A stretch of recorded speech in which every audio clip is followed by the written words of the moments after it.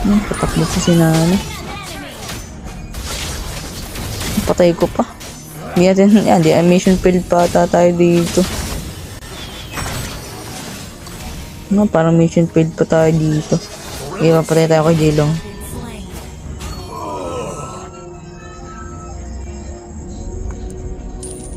Nakuha ba namin yung turtle? Ay, nakuha nga.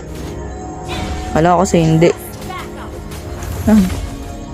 Medyo nasakit na yung mouse scope nila, gawa ko. Sugudin natin yung dalawa. Tayo lang mag-isa.